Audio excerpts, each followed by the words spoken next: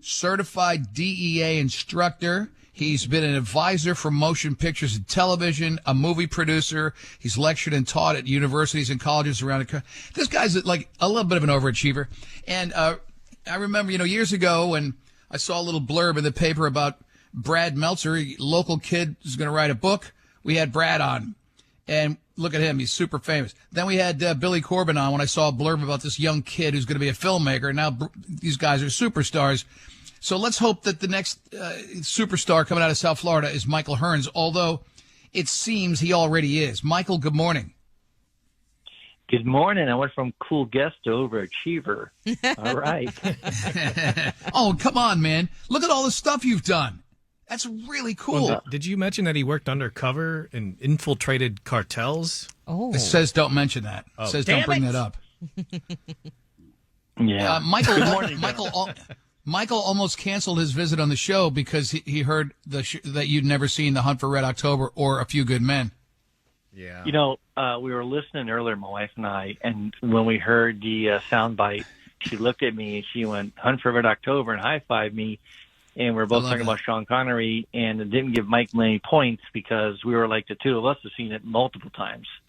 Yeah. Well, it's on I'm going to do it today. I'm going to do it. One ping only. All right. So, Michael, these stories, the Cade Taylor novels, are they coming from things that happened to you as a police officer? Well, Paul, the thing is you pretty much write what you know. And I really wanted to put out a product and a character that was very endemic to South Florida. Cade is very authentic to South Florida. It's very accurate chronologically and geographically.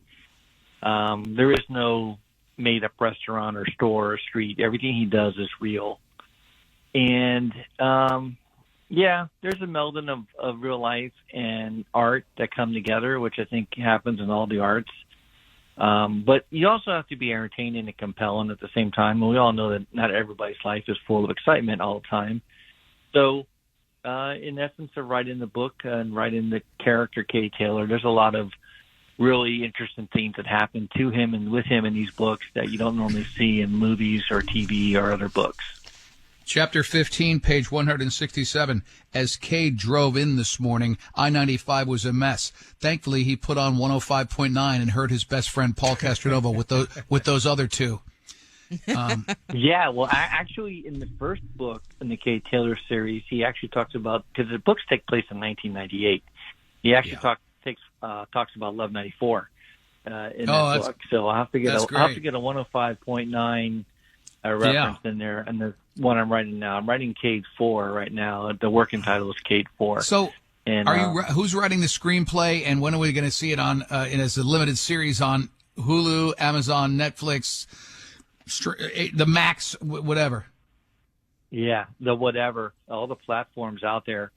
Because I've worked in film and TV, the books are written in a cinematic point of view. We live in a very visual society now. Most people are highly visually acute, which is very hard for an industry like yourself, because with radio, you need to be very entertaining and informative at the same time. And you got a face for radio. Visually cued in. Yeah, you got to create that imagery with your voice. So you guys are basically like audio authors every day. We are. In my case, there has been some discussion. I'm a master painter. In that type of business, there's nothing worth talking about until there's something to talk about. Have you, are these big, like, New York Times best-selling books? Or, that's the only thing I know that it means success in that industry. I don't know your business. Yeah. The publishing business and the music business are very harsh. They are not New York Times bestsellers. They are available at every bookseller, Amazon, Walmart, Target, and your independent bookstores have them in their catalog. You may not see them always on your shelf in some out-of-the-way bookstore somewhere, but no matter what bookstore you walk into in the world, if you ask for it, they can order it for you and get it to you in 3 days. And it's always good to support. I want to walk into Kennedy Airport. I want to walk into JFK and walk into one of those bookstores and see a big Michael Hearns setup there. Okay. The big. I'm holding poster. The book. Yeah, I've seen Brad, and I've seen Dave Barry. I got to get Michael Hearns up there with the great South Florida authors like Carl Hyacin and whatnot. I mean, have you? You're a star maker. Do you go to the book fair?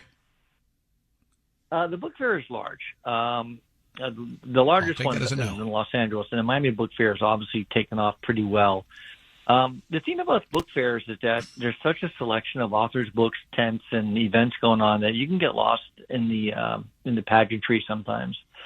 You know, Cade Taylor is written for people who like police procedurals, that like crime fiction. If you live in South Florida or you formerly lived in South Florida, it'll really elicit some really positive feelings with you. We got to run, Michael, but is there an audiobook? Is there an audiobook as well? In the works. And one with pictures. Can I be your reader? I'll read it for you, buddy. You got the voice for it. Thank you for having me today, guys. Michael Hearns, a Cade Taylor novel. The new book is called One More Move. Support your local dude. And congratulations. Thank you for being on. Thanks you, Paul. for Have a great morning. What you did